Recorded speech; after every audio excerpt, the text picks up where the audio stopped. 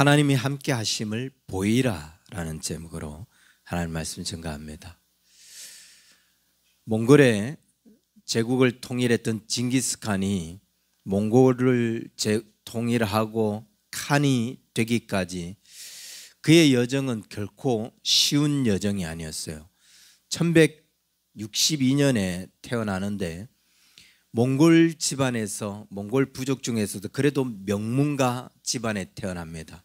하지만 어릴 때 아버지 에수헤이가 타타르라고 하는 그 부족에 의해서 독살을 당해서 죽게 되고, 여장부와 다름없는 어머니 밑에서 그가 아버지의 복수를 위해서 그렇게 자라가게 되는데, 타타르 부족이 이런 징기스칸이 살아있다는 것을 알고 그를 죽이기 위해서 몇 번 시도를 합니다. 그러나 번번이 실패를 하죠. 그래서 이 어린 징기스칸이 여기에 있어서는 내가 아버지를 위한 복수를 할 수 없겠다라고 생각하고, 이 타타르 부족을 이길 수 있는 방법이 뭘까? 그래서 그가 생각한 것은 그때 당시에 몽골 부족에서 가장 힘이 세다고 여겨지는 헤레이트라고 하는 이 부족, 그 부족에 들어가서 내가 이 부족을 이기는 법을 배워야 되겠다, 이 부족이 싸우는 법을 배워야 되겠다라고 하면서 헤레이트 부족에 숨어 들어갑니다. 아주 무명의 말단병사로 헤레이트 부족에 들어가서 거기서 자라가고, 거기서 정말 모진 훈련을 그가 받아내죠. 오직 내가 타타르 부족을 이길 수 있는 방법은 이 길밖에 없다. 어떻게든 여기서 이겨내고 견뎌내서 이 헤레이트 부족을 이길 수 있을 만큼 힘을 키우자. 그러면서 그는 그곳에서 혹독한 훈련을 받고 마침내 타타르 부족을 물리치면서 아버지의 복수를 해내고 말아요. 그런데 징기스칸의 전쟁은 아버지의 복수로 끝나지 않아요. 갑자기 그 몽골 부족의 강력한 한 부족을 물리친 이 징기스칸, 그는 다른 부족의 경계를 받아야만 했던 거죠. 특히 헤레이트 부족의 경계를 받아야 했던 거예요. 결국 이 징기스칸은 그 헤레이트 부족도 어떻게든 물리쳐야 했고, 결국 그 헤레이트 부족까지도 병합시켜버립니다. 힘이 커지면 커질수록 다른 부족의 경계는 더 커져가는 법이죠. 이 거대한 부족으로 등장한 이 징기스칸의 부족을 다른 부족들이 가만히 둘 수가 없었던 겁니다. 끊임없는 전쟁, 끊임없는 경계. 그래서 징기스칸은 단 하루도 편할 날이 없었어요. 그래서 이럴 바에야 몽골 전체를 통일해 버리자, 그렇게 마음을 먹었는데, 그런데 그 작은 부족을 가지고 몽골 전체를 통일하려면은 자기를 위해서 목숨을 걸 수 있는 누군가가 있어야 되잖아요. 자기 혼자 갖고는 절대로 안 되잖아요. 그래서 조직한 게 타르탄이라고 하는 조직이에요. 이 타르탄을 조직하면서 이 타르탄에 들어오는 사람에게는 이들이 목숨을 걸어도 될 만한 혜택을 줘야 했던 거죠. 그 혜택이 뭐냐? 내가 만약 이 몽골 전체의 칸이 된다면 이 타르탄에 들어오는 사람들은 각 부족의 왕이 되게 할 거다. 근데 그 정도 갖고는 이 사람들이 목숨을 걸고 이 징기스칸을 위해서 생명을 바칠 수 있을 만한 게 못 되는 거죠. 그래서 여러 가지 특권을 내세웠어요. 그게 뭐냐면은 누구든지 내 허락 없이 나의 집에 아무든 언제든지 이 타르탄에 들어오는 사람들은 들어올 수 있다. 그게 첫 번째였고, 두 번째, 전쟁을 하면서 포획물을 얻게 될 때 가장 좋은 것, 그걸 너희들, 이 타르탄에 들어오는 너희가 가장 먼저 선택할 수 있다. 그게 두 번째였고, 너희들은 평생 세금을 내지 않아도 된다. 세 번째, 그 다음 너희가 혹시 살아가면서 사형을 당할 만큼 죽을 죄를 졌다 할지라도 너희는 9번까지 용서가 된다. 칸에게 사형을 당할 만한 그런 죄를 지었다 할지라도 9번까지 그들은 용서를 받는 거예요. 그리고 이 나라 안에서 너희가 갖고 싶은 땅은 네가 얼마든지 가질 수 있고 그 권리는 너뿐만 아니라 너의 자녀 4대까지 계속 흘러갈 거다라고 했어요. 이 특권을 보면 내가 칸이 되는 거나 마찬가지예요. 그래서 그 사람들이 타르탄에 들어와서 이 징기스칸을 위해서 목숨을 걸고 생사고락을 같이 합니다. 저는 이 특권을 보면서 이런 생각이 들었어요. 사람이 어려운 일들을 견뎌내는 것, 그러면서 일어나는 것, 아니 어떤 일을 할 때 목숨을 걸 수 있는 것, 이거는 딱 한 가지구나. 정신적인 문제. 내가 무슨 생각을 갖고 있느냐, 내가 무엇을 바라보고 있느냐, 그것에 의해서 내 삶이 완전히 달라질 수 있다는 거예요. 이 일이 힘들어서가 아니에요. 어려워서가 아니에요. 나에게 무슨 능력이 있거나 능력이 없어서가 아니에요. 내가 무엇을 바라보고 있느냐에 따라서 이 일을 해낼 수 있고 이 일을 포기하는 거죠. 내가 누리는 혜택이 무엇이냐, 내가 어떤 삶을 살아야 되는 사람이냐를 바라보면 이걸 붙잡고 여기에서 견뎌내고 이겨내면서 그 일들을 해냅니다. 목숨 건다니까요. 아무리 힘들어도 목숨 걸고 한다고요. 그런데 다른 것을 바라보니까 이거는 못하는 것, 이거는 해서는 안 되는 것, 이거는 하기 어려운 것, 내가 어떻게 너를 위해서 내 목숨을 바칠 수 있어? 무엇을 바라보고 어디에 생각을 두느냐, 그리고 내가 누릴 수 있는 혜택이 무엇이냐, 어떤 것들을 바라보냐에 따라서 삶이 완전히 달라진다는 거죠. 근데 이런 사고의 전환은 우리 일상에서도 얼마든지 가능하다는 거예요. 문제를 만났습니다. 어려움을 만났어요. 근데 그 어려움 앞에서, 그 문제 앞에서 이걸 어떻게 헤쳐나가느냐, 힘들고 어려운 거, 앞으로 꼬이는 것, 앞으로 내가 짊어져야 할 그런 어떤 어려움들, 이걸 감당하면 포기하죠. 절대로 견뎌낼 수 없어요. 절대로 그 일을 해낼 수 없어요. 그런데 아무리 힘들어도 내가 누리는 혜택이 뭘까? 내가 무엇을 바라보냐에 따라서 그 일들을 할 때 주저하지 않고 두려워하지 않고 그 일에 뛰어들어서 간다는 거예요. 왜 길이 없다, 방법이 없다, 왜 나한테 능력이 없다, 왜 나한테는 해결할 힘이 없다라고 이야기하는가? 잘못된 것을 바라보고 있기 때문에, 잘못된 생각에 사로잡혀 있기 때문이라는 거죠.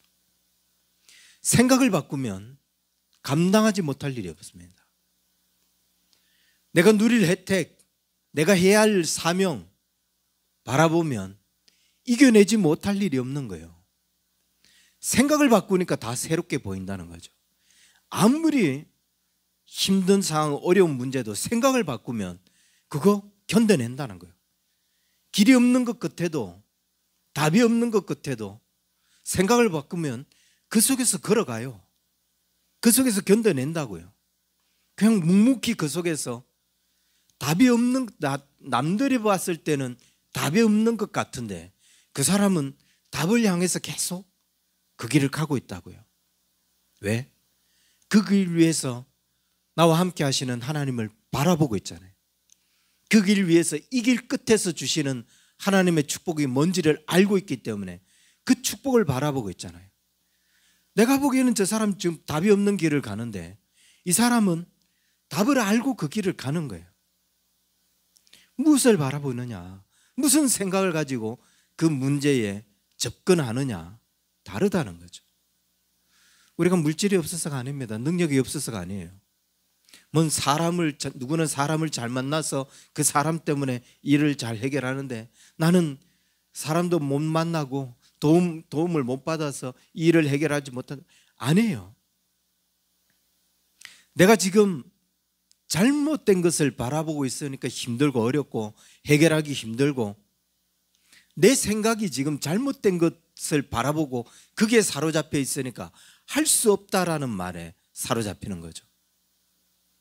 그런데 힘이 되시는 하나님, 그 길 위에서 나와 함께하고 계시는 하나님 바라보고 있고, 그 길 끝에서 내가 칸이 되는 거나 마찬가지인데 뭐. 그렇다면 내가 목숨 걸고 못할 일이 뭐가 있냐? 바라보니까, 내가 누릴 혜택이 뭔지를 바라보니까 감당 못할 일이 없는 거죠. 생각을 바꾸면 문제가 보입니다. 생각을 바꾸면 세상이 보이기 시작해요. 일이 보이기 시작해요. 그런데 자꾸 주저하고 자꾸 힘들다 하고 자꾸 낙심이 들어요. 이 주저하고 낙심이 들고 힘들다 하는 그 순간 빨리 자기 자신을, 내가 지금 보지 말아야 할 것들을 보고 있구나. 이 바라보지 말아야 할 것들을 바라보면서 내가 실패를 지금 두려워하고 있는 거구나. 그거 바라보면 자기에게 고통만 더해질 뿐이거든요. 그거 바라보는 순간 그냥 암울하고 힘든 미래, 고통만 더해지죠. 시편 119편에 보면은 고난이 우리에게 유익이라고 했어요. 그런데 고난만 바라보면 견딜 수 없는 거죠. 근데 이 시편 기자는 고난이 유익이다. 왜? 그 고난을 통해서 내가 얻을 혜택을 바라보니까, 이 힘든 과정을 통해서 내가 얻을 혜택을 바라보니까 이건 유익이지, 이건 이겨낼 수 있는 거지 라고 하면서 그 뒤에 있는 열매를 바라보는 거예요.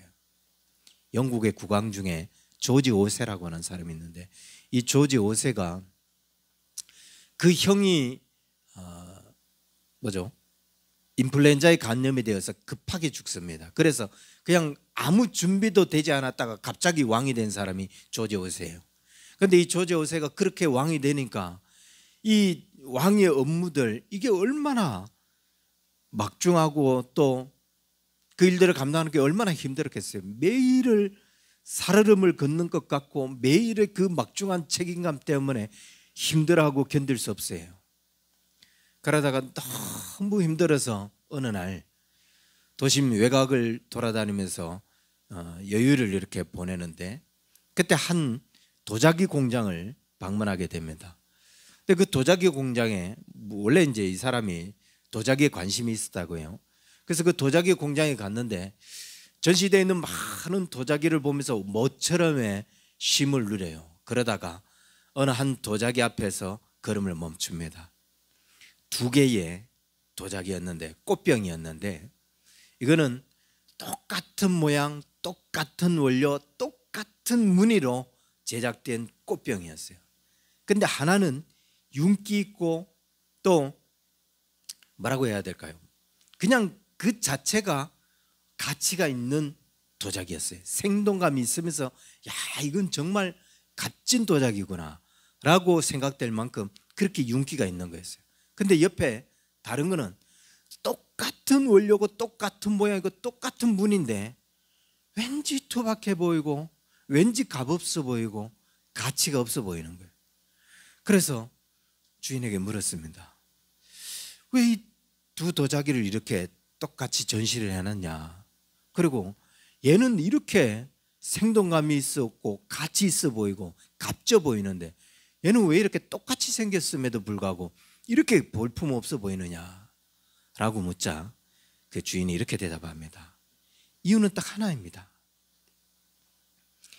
이 가치 있는 거는 불에 들어가서 구워졌던 것이고 얘는 구워지지 않은 거라. 시련이라고 하는 것, 그 시련이라고 하는 것, 어려움이라고 하는 것이 우리를 힘들게 만들고 그 어려움의 터널을 지나가는 순간이 정말 괴롭고 고통스럽지만 그거 지나가야 우리가 가치 있는 인생이 될 수 있는 거예요. 그거 지나가야 우리가 아름다운 인생이 될 수 있다는 거죠. 그 과정은 비록 견딜 수 없을 만큼 괴롭지만 그거 지나고 나면 생동감이 있고 윤기가 있고 정말 가치 있는 그런 도자기처럼 빛나는 인생이 될 수 있지만 지나가지 않을 때, 힘들다고 포기하고 중단하고 멈춰버릴 때 그냥 똑같은 모양이라 할지라도, 똑같은 재료를 사용했다 할지라도 그렇게 가치 없는 것이 되고 만다는 거예요. 우리가 걸어가야 할 그 길, 우리가 감당해야 할 이 일들, 그걸 감당하는 순간에는 힘들겠지만 그러나 그 길을 지나야죠. 그 길을 지나야 가치 있는 인생이 될 수 있는데, 그거 힘들다고 포기하고 그거 못하겠다고 멈춰버리면 그럼 계속 똑같은 시간, 똑같은 원료, 똑같은 재료를 사용함에도 불구하고 그냥 볼품없는 인생이 되고 만다는 거예요. 그 길을 갈 때 우리가 바라볼 게 있잖아요. 그 어려움을 통과하면서 우리가 당연히 그 길 끝에서 누리는 축복을 우리가 바라볼 수 있잖아요. 하나님 나와 함께 하시고, 그 하나님이 선하신 하나님께서 반드시 그 선하신 뜻대로 약속한 바를 이루시는 그 하나님의 축복이 있기 때문에 그거 감당하면서 가면 되는데 왜 포기하느냐? 왜 멈추느냐? 왜 못하겠다고 하느냐? 어려움 앞에서 나는 하나님의 사람이라는 것을 보여야 합니다. 시련 속에서 나는 그 시련을 겪고 있어도 나는 하나님의 사람이다, 이걸 보여줄 수 있어야 돼요. 시련을 겪고 있는 사람 그 사람을 다른 사람이 볼 때 저 사람은 하나님의 사람이구나. 그 시련 가운데서도 나는 하나님의 사람이라는 것, 그래서 하나님의 일을 놓치지 않고 있다는 것을 보여줄 수 있어야 돼요. 그래야 그 사람에게 형통함이 이루어집니다. 우리가 욥이 당하는 고난 너무나 잘 알고 있는 이야기죠. 욥은 이 고난을, 요셉은 이 고난을 통해서 어떻게 극복했을까? 도대체 무슨 마음을 품고 있었을까?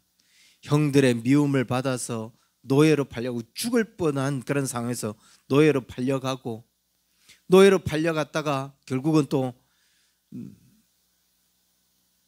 주인의 오해를 사서 감옥에 갇히는 그 모든 과정이까지, 정말 요셉의 인생을 보면 12형제하고 같이 사는데, 팔남매 집안이지만 재밌게만 살면 그 형제의 위에, 그 형제가 많은 그곳에서의 재미, 이건 말도 못하죠. 12형제가 사는데 얼마나 재미있었겠어요. 근데 그곳에서 요셉은 계속 미움을 받아요. 무슨 일을 아까도 소꿉장난을 하더라도, 제기차기를 하더라도 넌 빠져, 이렇게 제외를 당했다는 거죠. 그것도 서러운데 설마 했던 형들이 자기를 죽이려고 하네요. 우물에 던져버리고, 가까스로 맏형의 도움으로 목숨 걸렸지만 노예로 팔려가네요. 이런 모든 일을 겪었을 때 이 요셉의 심정이 어땠을까? 욥은 이렇게 이야기했습니다. 차라리 내가 나지 않았으면 좋을 뻔했다.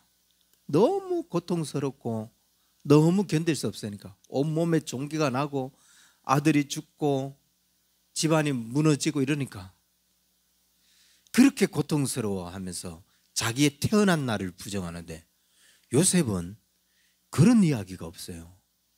무슨 신세 한탄을 하면서 이런 말들이 없다고요.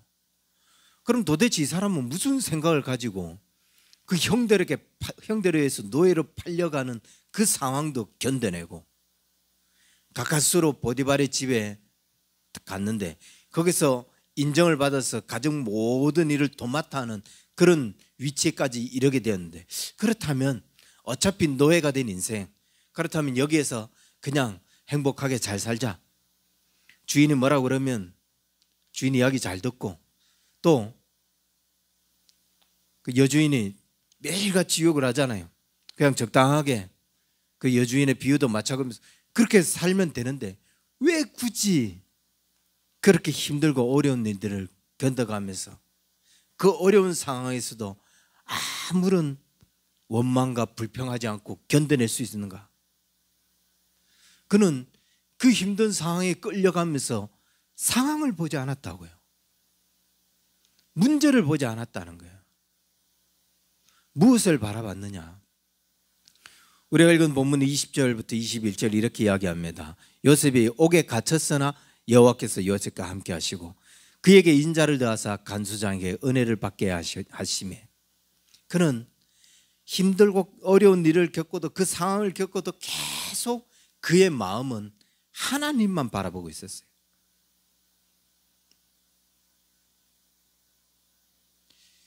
하나님만 바라보고 있었으니까 그곳에서 하나님이 함께 하시는 것을 볼 수 있는 거예요.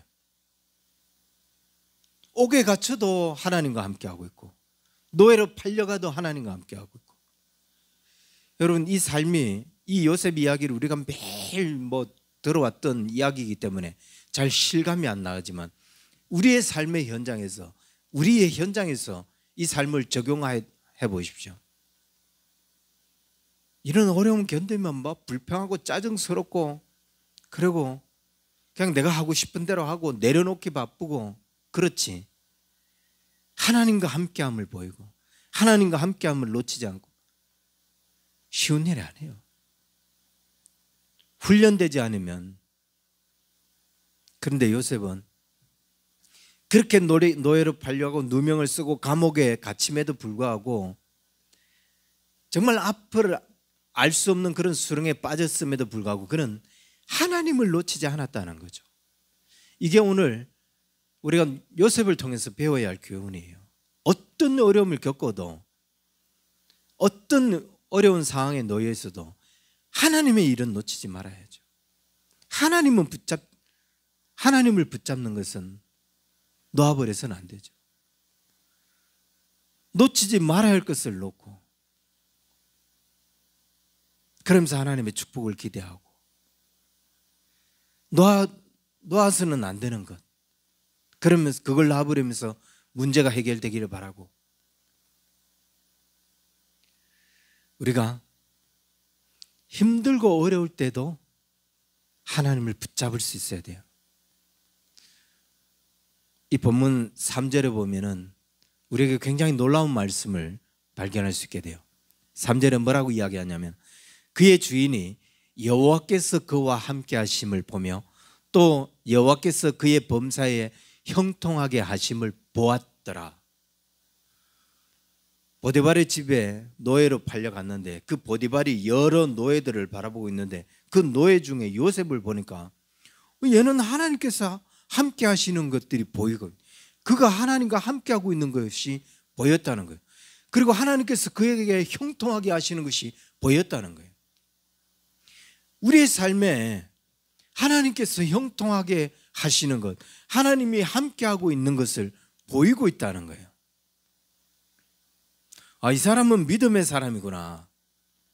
이 사람은 하나님과 함께하고 있는 사람이라는 것이 보였다는 거죠. 요셉은 그 삶을 보여줬다는 거예요.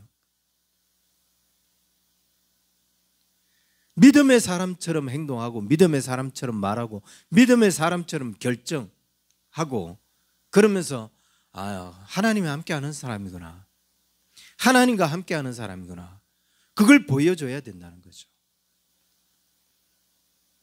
요셉은 그 생각을 놓치지 않고 있으니까 주변에 있는 사람이 하나님과 함께하는 사람이네, 본 거예요. 하나님이 그래서 형통하게 하셨네, 보여지는 거죠. 여호와께서 요셉과 함께 하심으로 그가 형통한 자가 되어 그의 주인 애굽 사람이 집에 있으니 그의 주인이 여호와께서 그와 함께 하심을 보며 또 여호와께서 그의 범사에 형통하게 하심을 보았더라.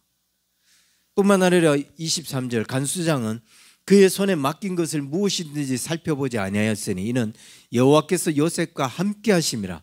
여호와께서 그의 범사에 형통하게 하셨더라. 한 번 이 사람에게 일을 맡기면 그냥 두 번 다시 살피지 않아도 된다. 왜? 그 사람 하나님의 사람인데. 그래서 41장 뒤에 가면 41장 38절에도 이렇게 이야기합니다. 바로가 그의 신하들에게 이르되 이와 같이 하나님의 영에 감동된 사람을 우리가 어찌 찾을 수 있으리요? 모든 사람 앞에 갔을 때 이 사람은 하나님의 신에 감동된 사람이다. 이 사람은 하나님이 함께하는 사람이구나. 그걸 보여주고 그걸 나타냈다는 거죠. 물론 이런 영성이 하루아침에 되는 영성은 아니에요. 숱한 날을 그렇게 믿음으로 살아가고 그 반복 훈련을 통해서 이룰 수 있는 영성이죠. 그러나 그런 영성을 이루기 위해서는, 그 삶을 살기 위해서는 지금 나에게 주어진 이 문제 속에서, 이 상황 속에서 하나님을 바라보기 시작해야 된다는 거예요. 하나님을 놓치지 않고 믿음의 사람이라는 것을 보여주는 그런 훈련들을 해야 된다는 거예요. 그 믿음의 사람을 보여줄 수 있는 기회다 이렇게 생각하고 지금 그 믿음을 보여줘야 된다는 거죠. 베드로전서 2장에 보면은 베드로전서 2장 19절 20절 이런 말씀이 있습니다. 부당하게 고난을 받아도 하나님을 생각함으로 슬픔을 참으면 이는 아름다우나 죄가 있어 매를 맞고 참으면 무슨 칭찬이 있으리요? 부당하게 고난을 당하고 있습니다. 부당하게 어려움을 받고 있어요. 그때도 그 어려움 속에서 계속 하나님을 바라보고 있으면서 너무 부당해요, 너무 억울해요 이런 말 하지 않고 여전히 그냥 하나님 바라보고 살아왔기 때문에 그 부당함 속에서도 계속 하나님 바라보고 있으면 그게 하나님 보시기에도 아름답고 그 삶이 복된 것이 되지만 내가 죄를 지었기 때문에 얻어맞은 건데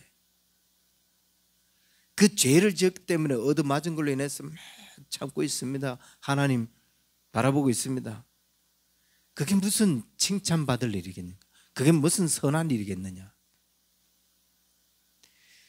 내가 당하는 그 어려움 가운데서 그게 부당하다 할지라도 그냥 하나님의 사람이라는 것을 보이라는 거예요.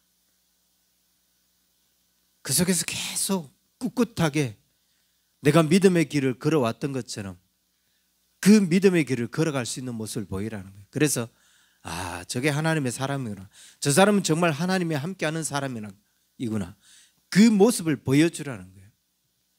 끝으로 한 가지만 더 말씀드린다면 그러면서 우리가 동시에 어떻게 해야 되냐? 내게 주어진 삶에 항상 최선을 다해야 됩니다. 주어진 일에 성실하게 그것도 더 적극적으로 감당할 수 있는 사람이 되어야 돼요. 요셉을 보세요. 팔려갔다고 해서 억울하다고 생각하지 않아요. 보디바르의 집에 노예로 끌려갔는데 얼마나 성실하게 일했으면 그 주인에게 총애를 받았겠어요. 이 요셉이 그 집에서 총애를 받을 수 있었던 것은 그의 그 성실함 때문이었어요. 옥에 갇혔을 때도 그 간수장에게 인정을 받을 수 있었던 것은 그의 성실함 때문이었어요. 한 번 하나님의 일을 붙잡은 거 놓치지 않는다. 포기하지 않는다. 그래서 간수장이 그에게 일을 맡겼는데 두 번 다시 살펴보지 않아도 될 만큼 이 사람은 얼마나 성실하게 그 일을 감당했는지 내가 굳이 가서 확인하지 않아도 되더라. 그만큼 신뢰를 얻었다고요.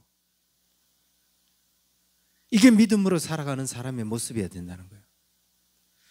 많은 사람들이 믿음으로 살아간다고 하면서 자기 편한 대로 살아갑니다. 자기 기준, 자기 입장, 자기 생각만 바라보면서 하나님의 뜻, 하나님의 일들을 생각하지 않아요. 그러면서 그게 하나님의 뜻이라고, 하나님의 은혜라고 말해요. 뭐가 하나님의 뜻이고 뭐가 하나님의 은혜죠?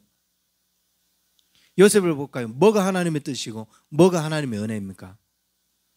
보디발의 노예로 끌려갔기 때문에 그냥 거기서 적당하게 타협하고 주인이 뭐라고 할 때 적당하게 화해하고 그러면서 일하는 것, 그게 하나님의 뜻입니까? 감옥에 갇혔을 때도 자기 억울함을 호소해 가면서 적당히 현기 채우고 나오는 거, 그게 하나님의 뜻이에요. 끝까지 포기하지 않고